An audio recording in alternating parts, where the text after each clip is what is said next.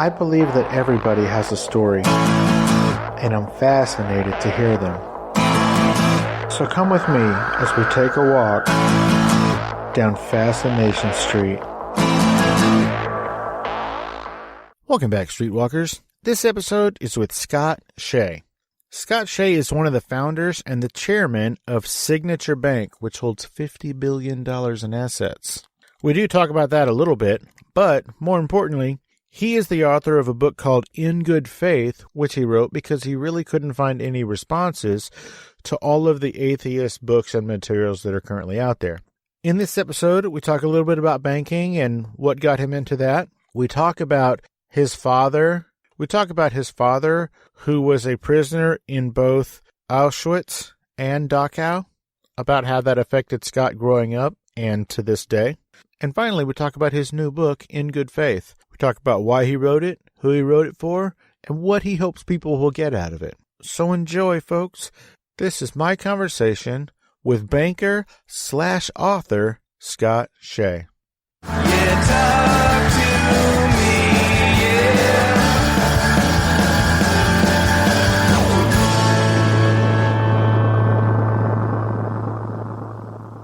Welcome to Fascination Street Podcast. Scott Shay. How you doing today, Scott? I am doing great, and even better now that I'm talking to you. That is how I feel. It's been a long day, and boy, am I glad that it's ending this way. So thank you very much. Now, Scott, the way I usually get to know our guests is I talk about where you grew up and sort of what led you to whatever field you are in, but you are a little bit different because I would like to start with before you were born, if that's okay. Sure. So tell me about before you were born. In my case, that's actually a really good question, because what had a major impact on me and my life was certainly my father's story. My father was born in Fascination, Lithuania, and he was born in January 1928. And just after he was bar mitzvahed, the Nazis came in and they conquered Lithuania. They took his town. He was deported to be slave labor, and then made it through Auschwitz and was liberated from Dachau. When he was liberated from Dachau, it was 60 pounds. And he was lucky enough. Dachau was liberated a few months after Auschwitz. So already the American army knew that you couldn't just give people freed from the concentration camps food, because they would die from either insulin shock or their intestines couldn't support food anymore, regular food. So they took him to a hospital and for many, many months nursed him back to health. And he made it through the displaced persons camp, was brought to the United States by someone who he never knew, a Dr. Julius Mayer, who vouched for him, sight unseen.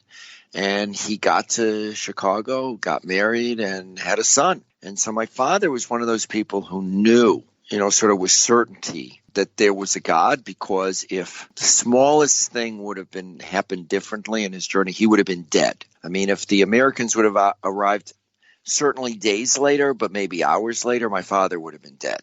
And yet he made it to Chicago. But he also knew that his father had been murdered, his brothers had been murdered, his aunts and uncles had been murdered, his cousins had been murdered. Everybody but two people in the town of Schwexen who he really knew were murdered. And he knew the stories of what had happened after he was deported. So my father grew up with this strange sort of, I don't know if it's strange, but with this reality of being certain that there was a God, and on the same token, being angry at God for, he'd saved him, but had let so many other people die.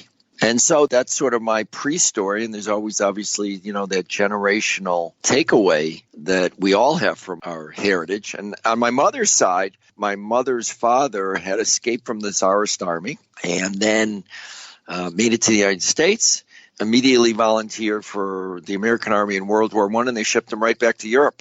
That was, an interesting story, too. So your question's spot on. You hit the nail on the head. I am, in many ways, very much a product of what happened before I was born. Thank you for sharing that, and I can't imagine that is a fun jaunt down memory lane, but thank you. So I grew up, born and raised in San Antonio, Texas. San Antonio is a heavily Latino influenced city. Yeah, we just celebrated 300 years, I think, last year. And so that said, I've lived in all parts of town, and there was never really a big Jewish presence or influence that I could see in any of the parts of town that I grew up in. And so when we learned about, in school, when we learned about Auschwitz and Dachau and the atrocities that happened there, they were sad, and that is a terrible, terrible thing. But as far as affecting us personally, I feel like it was about as impactful as that Steven Spielberg movie. Mm-hmm. But you grew up with a constant reminder of that and the truth of it and the horrors of it every single day of your life. So how would you say that, knowing what your father went through and some of his friends went through, how would you say that impacted you in the way that you grew up and related to the rest of the world? Because you are Jewish, right? Yes. Yep. Okay, so how would you say that affected you and the way you deal with everybody else? Well, when my father grew up, he was part of this group called the Chicago Jewish Lithuanian Club. These were all survivors, and they would get together. But it's very interesting, with rare exception, except one of the times I talk about in my book, they never really spoke about what went on in the concentration camps. They would speak about Svexner before the Nazis arrived. They would speak about the displaced persons camp, but it was almost as though Europe existed before the war, then went into some dimension in the space-time continuum, and then emerged after. And it was only in small snippets that any of us, meaning the children of Holocaust survivors, would get real information. And then it would come out, in many cases, in the strangest places, strangest reasons, something would trigger something, and then it would be, in some ways, a torrent of information. But what it did for me was it led me to recognize that there can be a lot of evil in the world, and it sent me on a lifelong mission to understand how we can believe in an omnipotent, omnipotent, omnibenevolent, an all-good God, and yet have all this evil exist in the world. How did Hitler and Stalin and the Assad family, the Kim family, Mao, Pol Pot, and the list goes on and on. How did they exist? And how does that make sense if one believes in God? So it had a tremendous impact on me, and it does to this day. Your most recent book, which is called In Good Faith, I do want to talk about, but chronologically, I want to do something else first. Sure. Now, before you wrote any of your books, I think, you were a banker for most of your life. I still am a banker. To this day, I'm chairman of Signature Bank, and I write books in my discretionary free time. Both minutes of it. Both books I wrote in evenings. On Sundays, I'd write 14 hours. Saturday nights, if I wasn't doing something, I'd write many hours. Anytime I have 2 free hours, I'd write. I'd never wrote if I had less than 2 free hours because it's too frustrating for me to get going and not to keep going, because it takes me a while to get going, to get into the flow, and then the whole world disappears. That makes sense. So you worked for an investment company before you started Signature, right? So I started my career at Salomon Brothers, which many people will know. It was a famous company, but it was made even more famous to many by Michael Lewis's book, Liar's Poker. Then I worked for a private equity company called Hyperion Partners, and it subsequently became Ranieri Partners. I worked very closely with Lou Ranieri, who was a longtime partner of mine. And then I had this crazy idea to start a bank. I convinced 2 other people to join me in this idea. And so we started a bank from scratch, May 1st, 2001. No deposits, no nothing. We had $42.5 million in capital. Our balance sheet when we opened was $50 million. And today we're a $50 billion bank. So I'm still here sitting in my office working my day job. From $50 million to $50 billion in what, 3 years? No. It's 18 years. But we did it with no acquisitions, no nothing. And this is Signature Bank we're talking about, right? Signature Bank of New York. Why did you want to start a bank? There's a lot of banks out there. Why another one?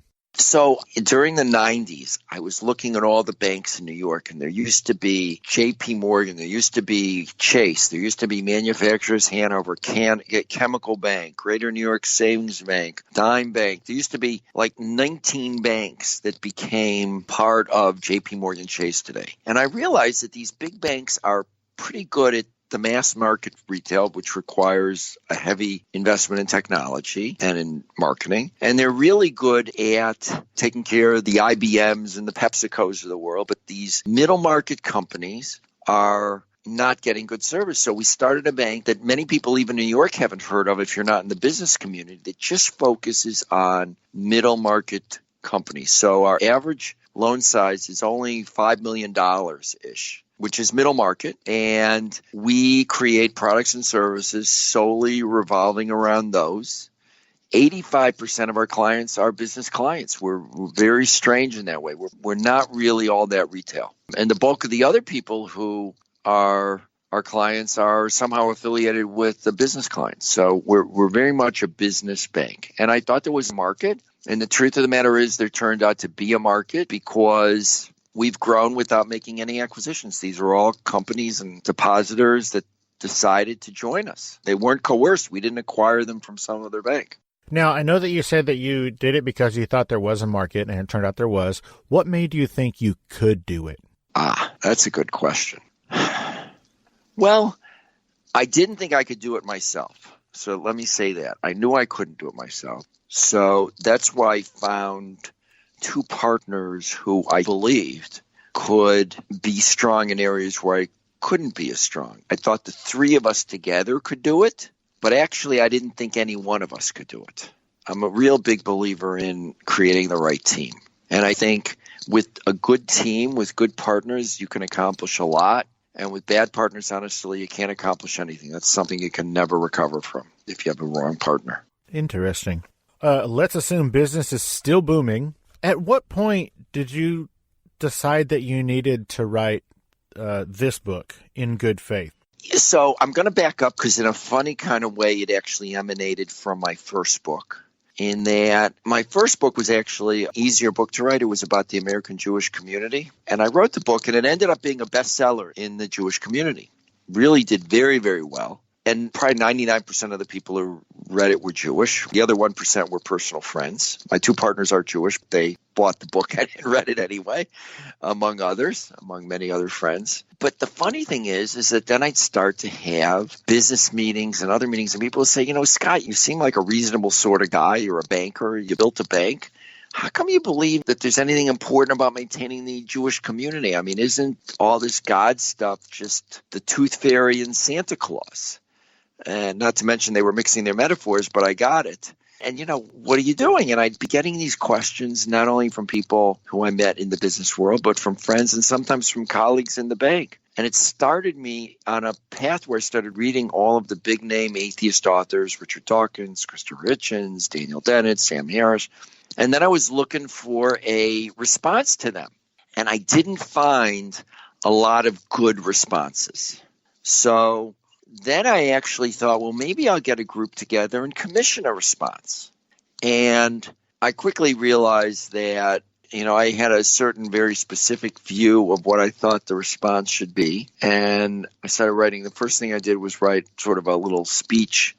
And then I took that as an outline and spent the next 5 years of all of my discretionary free time writing this book. I love banking. I love what I do. I love Signature Bank, but I always, on a personal level, sort of need an intellectual outlet. I think we're all lifelong learners, and the question is, are we going to figure out how to focus that or not? And I just figured the way that I could focus it, and the most important thing I could do is write this book. Now, you said that you were looking for a response to all of those atheist books and whatnot. Why was it so important to you to find that response? So I saw then, and certainly the case is, if anything, accelerating, that I think too many people are believing that it doesn't make sense to believe in God. that it's irrational to believe in God. I mean, that the atheist authors think you're dumb if you believe in God, that you're dangerous in a way if you believe in God. And I wanted to write a book that showed that it's totally rational to believe in the God of the Bible with all we know about science and the historicity of the Bible and our sense of modern morality. And not only that, I wanted to show what I thought was the greatest problem that there is, which is the rise of idolatry. And people think idolatry is just about bowing down to idols or statues or something, or magic making. But in reality, idolatry, and this is what I saw emerging, is really a set of lies about power. It's about ascribing super authority or superpowers to finite beings, i.e. people, or ideologies or natural processes. So we may have thought we licked the god king Pharaoh, 3,300 years ago. But in reality, the whole 20th century was a catalog of God King Pharaohs. And here's where this all patches into my personal story. Hitler, Stalin, Mao, Pol Pot, the Assad family, the Kim family, and it goes on and on and on. They all were God King Pharaohs. I mean, how did Stalin, I'll leave Hitler aside for the moment, how did Stalin starve a quarter of the Ukraine, kill all the kulaks, send tens of millions to the gulag, and nobody said no? He had the super authority. He was just like the God King Pharaoh, and he used the same tropes as Pharaoh. Poetry, pageantry, parades, theater, all backed up, of course, with a strong army and a network of secret informers, just like the Pharaoh. And he used the same sort of things. Stalin famously had his face broadcast into space by the Soviet Space Agency. So I see this not only on a macro basis, but also on a micro basis. I mean, how did Charlie Rose, Matt Lauer, Harvey Weinstein, Kevin Spacey, and that list goes on and on too, how were they able to abuse people? I didn't think they were doing anything on a macro basis, but on a micro basis, they were abusing people. How did they do that? Because they were able to set themselves up as idols who were unquestioned and unquestionable within their industries. Whatever they said was truth. And it didn't matter what happened to anybody else. They were, the local God King. And so I see this happening in all parts of our society. I think we seem to be descending into different idolatrous camps all over the world where we believe in some leader and we park our reason at the door. And so that scares me. And I think the answer to all of that is the Bible. I mean, the Bible came to overturn idolatry. That was the whole point of the Bible. And so I really feel personally very mission driven to explain what the Bible's all about and why monotheism makes sense and why, in a way, the Bible is needed now more than ever, perhaps. Well, that makes sense. Hey, Streetwalkers, here's a word from our sponsors. Guess what, Streetwalkers? The gear is here. A bunch of you have been asking for quite some time, and now finally it's here. Head over to FascinationStreetPod.com and check out the gear tab. There, you'll find all kinds of FSP items to tickle your fancy. T-shirts, coffee mugs, sticker packs, pins, buttons, coasters, and my personal favorite, for just $5 you can get one of those weird little phone handle pop thingies. So head to FascinationStreetPod.com and show the world that you're proud to be a streetwalker. Special thanks to my good buddy Stephen O'Reilly from the Bar Star Podcast for these dope drum beats. Check out Steve's work at O'Reilly Drums on Instagram or search Stephen O'Reilly on YouTube. Hey, are you interested in getting from A to B while sitting? At Detroit Bikes, we've got a new product that I think you're going to love. It's a bicycle. It's got 2 wheels, hence the bi. And the sickle is because it's a cycle that your wheel's going. So this is a product where you've got a seat.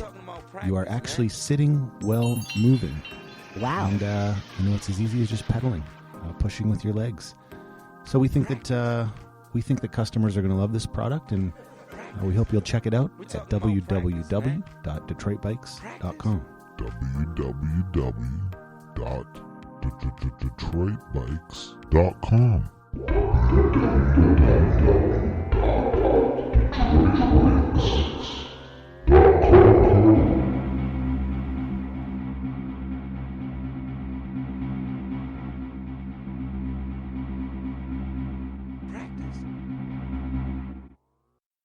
Let's get back into it. So you basically wrote the book because all of the other, all the atheist literature and whatnot and sort of rising belief is a little bit scary to you? Well, look, you have Richard Dawkins, who wrote The God Delusion. It sold 3 million copies. You have all of the other best-selling atheist authors. Now you have people like Yuval Harari, which, has written 3 deeply atheistic, nihilistic books. And people don't have responses. And that's sort of what is amazing because, the arguments that the atheists make, that Yuval Harari is such a great writer. So is Richard Dawkins. Christopher Hitchens, they're all good writers.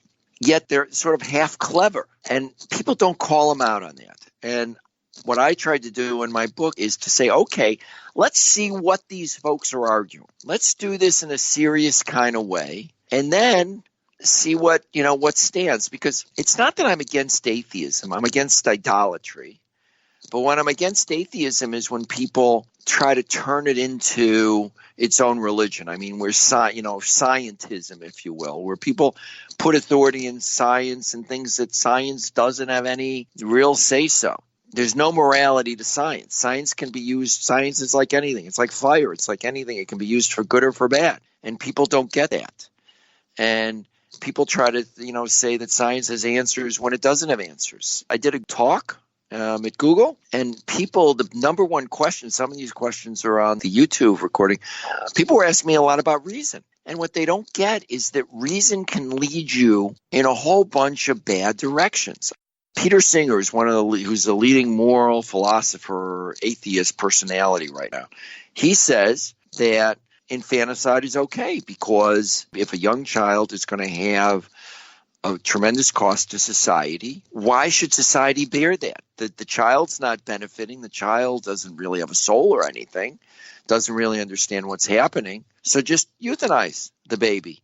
And I met during the course of my travels while I was writing the book a medical director. One of the nice things about being chairman of the bank is I get to meet some interesting people in interesting positions. I met the medical director of a major insurance company who told me that if we just offered routine medical care for people below the ages of 30 days and above 75 years old, we could save at least 20% of all healthcare costs in the country, and everybody could go to college for free. That would be enough money. And that's reasonable in the sense that it's quantifiable, it's based on logic, and on certain tenets about what's good for society. Yet I like neonatal care units. I think people above 75 should get medical care. It's appropriate. We shouldn't just let people die off. But the only way you get to that is by making a moral argument that's based outside of reason. In terms of best for society, sure, reappropriate those wasted dollars. So that's why you wrote the book. But who did you write it for, and what do you hope that the reader gains from reading it? I wrote it for a lot of people. I wrote it for people who said to me, well, I believe in God, but I think it's irrational, and sort of I parked my reason at the door to believe in God. Or people who are really struggling. They're saying, I don't even get religion, what it's all about. Because, we don't do religious education anymore really in this country in a serious sort of way, unfortunately, for 90% of the people, maybe 80%. But so I wanted to write a book that was readable, understandable for basically any sort of adult grappling with these questions. And I found that two things in terms of who I wrote the book for. I found that it's having tremendous resonance among people giving it to their children as they're about to go to college or when they go to college. Because a lot of people have said to me on book tour something like, well, I sent my child to, 12 years of Catholic school, and they get to college, and a professor says to him, oh, you believe in God? You're just clinging to the superstitions of your parents. Don't worry. We can cure you of that through education. I get a lot of those. I get that from evangelicals. I get at least 80% of people who buy my book and who I talk to with my book are Christians, of one ranging from Orthodox to Protestant on the left. That's ended up being the big audience for my book, are Christians, in particular young people who are from I'd say 18 to 30 who are reading my book, and I'm getting questions. I mean, I have a website. My website is scottshay.com, and I get all sorts of questions on the form there. There's a form to fill out. And just if I could say one thing, sometimes I get chapter length emails. I can't respond to those, but sometimes I get, questions from folks, and I see people grappling, and I try to answer at least most emails if I can. But I really see people out there struggling with what does it mean to believe in God in the modern era? And people have this, they hear things like, well, science disproves the Bible. Well, it doesn't. I have a whole section in my book. That's the easiest thing to dispense of. Or the Bible was made up by some shepherds with too much time on their hands. And so I go through the historicity of the Bible. Or, how can I believe in and this is my father's, the thing I grappled with for decades. How do I believe in a God who allows all this evil to happen on the planet? And so I tried to deal with these questions. And some people just use my book as a reference book. They look at the chapter, and figure out, well, I want to read about Bible and genocide, or Bible and sexism, or Bible and violence, or Bible and the death penalty, or evolution in the Bible, creation in the Bible. So some of them use it that way, but I'd say most people try to read it through cover to cover. It's been very, very gratifying. I'm deeply grateful that people are reading. I mean, now the book's in a second printing already. So yeah, I'm really happy that that's happened. Mazel tov. Thank you. Or, as I heard somebody recently say in an interview with you, Mazal Tov. Mazal Tov. Oh, you've gotten the accent down right. Good. I was like, wow, I've never heard anybody say it like that before. That's it. You got it. You nailed it. And also, that same person said the Torah as Torah, and I've never heard that either. Well, in Hebrew, the accent is on the last syllable. So if you're ever reading Hebrew, it is Torah. It's Torah. You would accent. Whereas English, the emphasis is not frequently on the last syllable. Correct. Cool. Well, thank you for clearing that up for me, because I had to listen to that. I had to listen to those words a couple of times before my brain said, oh, that's the word that you've always heard as this. Yes. So thank you for that. Incidentally, you said you gave a talk at Google. I heard they have really good food there. Oh, my gosh. The food hall. It's like the biggest food hall in the world with every kind of food that you want, mostly not kosher, but every kind of food hall you want. And they have kosher too, actually. And it's all free. I was a guest. That's fantastic. Yeah, but I think they want people to never leave. It's actually unbelievable how nice it is. Well, that is good to hear. And the people are very nice, too. Oh, that's even better to hear. Yeah. I heard that you gave a TED Talk. Is that true? It is true. I did give a TED Talk. What was it about? This? No, the TED Talk was about banking. I gave a TED Talk that people are a little surprised at, because I talk about why the big banks are too big and why we should re-imposition Glass-Steagall, which I believe in passionately. And so, it's easily findable either on YouTube or on TED.com. So I'm very, very proud of that talk. Had no God or Bible in that talk. Interesting. Just a little quick banking story.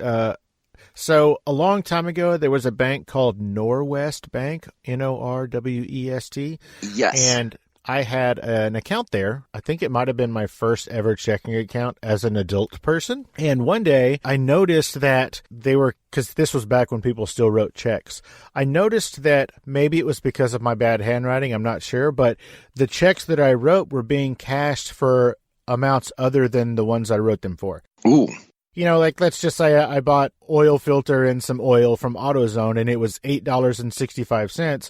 But that check number to AutoZone, when I saw it on my statement, said $18.65. So after a few of those, that became an issue for me because that put me in the negative. And then, then I got the fees and all that. So then when I went into the branch to get that all worked out and I figured out what was going on and they wouldn't refund the insufficient funds charges, I became very angry in the lobby, and I was, and I said, close my account and give me my money, and they wouldn't give me my money because they said they didn't know how many checks I had out.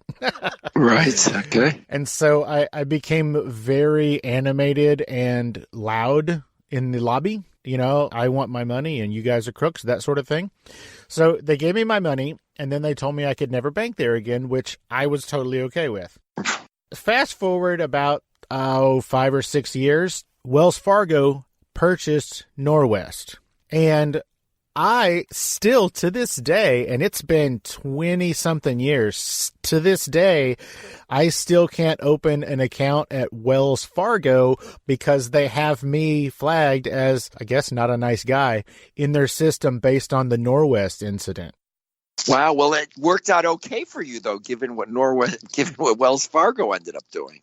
Yeah, no kidding. And the funniest thing about that whole story is that I was in banking for a little more than 10 years as a mortgage loan underwriter. Yep.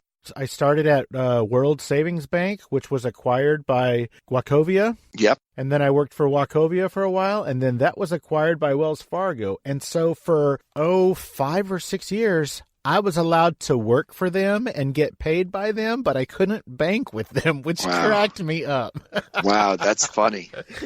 That's funny. Oh, that makes me laugh every time I think about it. I was allowed to take their money, but not give them my money. So who lost in that scenario? Well, first of all, they should have apologized to you. They shouldn't be, if it's a bank error, they should have had, the common sense to just make good. It's their fault. It's hard to imagine that they didn't do that. So I think a lot of it was based on how I looked at the time. I was a young punk kid with an insane hairdo and sort of a chip on my shoulder. So there's no way that helped my cause at all. Right. I just wanted to share that story because I thought it was appropriate. Because you were talking about how banks were buying other banks and buying other banks. And I think Dodd-Frank said that they can't really do that anymore. So the biggest banks can't buy banks anymore. But the problem with the big banks is that they're so big and powerful that if you look at the financial crisis, before the financial crisis, the top 5 or 6 banks had 50% of the market share of deposits. Now, after the financial crisis, they have 60%. Oh, great. And it's actually because they've been given so many advantages. And I think it was a major mistake of the regulators to let the big banks buy so many other big banks. I mean, Wells Fargo shouldn't have been able to buy Norwest. Wells Fargo shouldn't have been able to buy Wachovia because there's very little choice anymore. What is it, 5 or 6 banks with 60% of our deposits and probably greater numbers of our loans. And we're entrusting our entire financial security as a nation to these very few banks. And, we wouldn't trust our national defense to 6 military bases. It's way too concentrated. And I do think it's a problem for the economy. So I'm one of the few people that think we have to figure out a way to either break up the big banks, which is very hard to do. I don't really have a good suggestion for exactly how to do it, but at a minimum, we ought to disentangle investment banking from commercial banking. Glass-Steagall ought to really be reimposed. I agree. Hey, Streetwalkers, here's a word from our sponsors. Hey guys, if you like what I'm doing, click the Amazon banner at the top of the homepage on FascinationStreetPod.com and do all of your shopping through Amazon. Once you click on it and it takes you to Amazon, you can bookmark it or add it to your favorites and you won't have to go to my site each time. It helps me keep the show going, and again, thanks for listening. Let's get back into it. And, another point to banks getting so big is that when a bank gets so big, let's take Wells Fargo, for example. They're so big that they don't even know what the other half of them is doing sometimes, which is why they got in so much trouble recently. Look, I'm not in the inside, so I don't know exactly how they got into that trouble, and I'm reluctant to speak to that. But clearly, it was much more systemic because it turned out it wasn't just opening on multiple accounts, but then it ended up with, with forced place car insurance, and ended up with a whole bunch of other lapses, which, means the tone at the top wasn't appropriate. Oh, a very diplomatic response. I like that. We're coming close to the end of our journey here, but can you tell me about Lou and Gordy and how why were they so important to you? Sure. Well, Lou Ranieri, he's the only person in Liar's Poker that comes out to be a positive person. Because Lou, very early on, taught me about ethics in business. I mean, I still remember that when I was a young banker and someone wanted to take over a forestry company. And this was, we're talking in the 80s. It was Maxim wanted to take over a company, and essentially their business plan said, we're going to get back our investment and we're going to pay off our debt very quickly because we're going to chop down the redwood trees that this company owns. And it's like, he said, let someone else do that. I don't want to do that deal. It shouldn't get financed. And so he for Salomon Brothers, walked away from a very quote unquote profitable deal. I saw him if a trader was making too much money by essentially crossing a trade for mortgages. One time, there was one particular trader I knew personally who made 3 points almost risklessly, buying mortgages from one side and then selling them to the other side. And Lou made that trader give the seller the 3 points. He said, you're not going to make anything on this trade. There was another time we were involved in a trade. This was when I was with them in private equity. We had bought a portfolio of credit card loans from a struggling bank. And they knew they were selling at a low price, but they really needed the liquidity and they needed it quickly. So they said, look, if you make more than 25% IRR in this deal, you pay us 25%. And we said, fine, that's eminently fair. So fast forward, that bank failed. It was bought by another bank. That bank failed. That bank was bought by another bank. And there was so much changeover in this bank that when we finally finished the transaction and we made more than 25%, it was time to send the money. We contacted the survivor and said, we owe you money. And they said, we don't know what you're talking about. And we tried again and they said, we don't know what you're talking about. And I remember that the accountant came into the room with Lou and myself and said, look, we could just give up. I mean, we're holding this liability to pay somebody. We can't find anybody to take our money. And Lou said, look, there's no amount of money that's going to turn me into a liar. Find someone, if you have to fly there, tell them, here's the check. This is the deal we made. And from Lou, I learned that a lot of ethics, and this is a lot about parenting too, a lot of ethics has to be caught, not taught. You watch people do stuff when nobody's looking, and when they do the right thing, you learn from it, and it becomes part of you as well. I mean, obviously, that sort of thing goes back to what you were talking about with Wells Fargo. But that's ethics that's caught, not taught. If someone had said, for example, to you when you were in the lobby, look, this guy really is stressed out. Let's refund him his money. Let's shake his hand. That has such major consequences. It would certainly have transformed the way you looked at banks and banking and at them. And they might have had the hope that one day you'd pay that forward too. And so I learned that from Lou. And I'm so thankful. Lou is such a great friend and a mentor, and I'm ever grateful to him. And then Gordy Zacks. He's a second mentor who was very important because Gordy, I'm glad you mentioned Gordy because Gordy's another reason I wrote this book. Because I told Gordy I was interested in writing this book, but I was busy. I was this, I was that. And he said, well, what are you going to say no to? What nonprofit board are you going to resign from? How are you going to make the time? Don't use these things as excuses. If this is important, figure out how you're going to do it. And he pushed me. Not everybody can push me. I'm like everybody else, I'm sort of my own autonomous people. Gordy was one of those people who would listen to what either I wanted or someone else wanted, and he'd sit down and, how are you going to actually make that happen? And he'd hold you accountable. He'd check back in 2 months or in a month. Well, did you actually resign from what? Are you working on the book? What are you doing?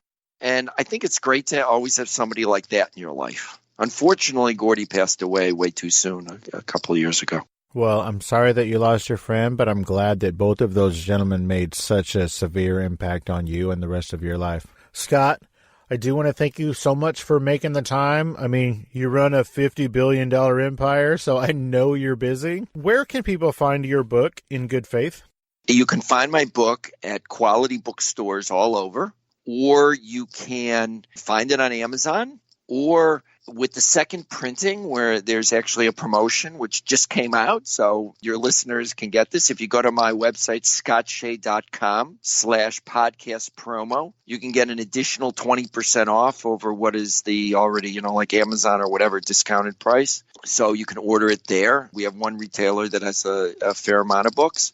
But you can basically get it anywhere. Amazon is great. If people want to listen to either any of the talks, that I've done, or my debate with Michael Shermer or any of that sort of thing, that's also on the Scott Shay, SHAY.com website. And I hope people enjoy the book. The reason I'm taking time out is, encourage people to read the book, think about the book, and hopefully it'll impact people's lives in a positive way.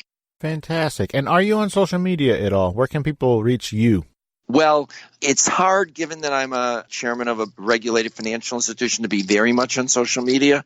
So I do have a Facebook page, Scott Shay Author. But if people want to reach out to me, the best way is the website. And again, there is a contact form. So if people have, short things that they want to send or ask, I try to respond to those. Short. You hear that, people? Short. This guy's busy. He can't be reading paragraphs and books and stuff. Just send him a short email. Yes. Paragraphs okay, two are okay, but I've literally gotten some chapter-length emails from people who are grappling with issues, and it's good, and I'm happy, but I try to respond to people if I can. Well, that is fantastic. Now, Scott, before I let you go, is there anything that we didn't talk about or I didn't ask you about that you wanted to talk about? I think you've done a remarkably good job. So, as they say in Hebrew, kol hakavod, all the respect. You took the words right out of just kidding. There's no way I could ever even pronounce that. Thank you very much. Scott, thank you again so much for all of your time, and I want you to have a great rest of your day. Thank you. It was a real pleasure to be with you today. I appreciate that, Scott. Take it easy. Take care. Thank you. Bye-bye. Bye-bye. As always, thanks for listening, Streetwalkers. And don't forget, follow the show on Twitter at FascinationSTPD, on Instagram at Fascination Street Pod. Follow the podcast page on Facebook at Fascination Street Podcast. And of course, you can always email me at fascinationstreetpod@gmail.com. And if you haven't already, don't forget to hit the like and subscribe button and rate us on iTunes. Opening music is the song Magnolia from the 2014 album Intransigence, used with permission from Douglas Miles Clark. Closing music is Apollo from the 2001 album Into the Known by the band Sapphire. Thanks for hanging out with us and getting to know a little bit about our guest. We'll see you next time on Fascination Street.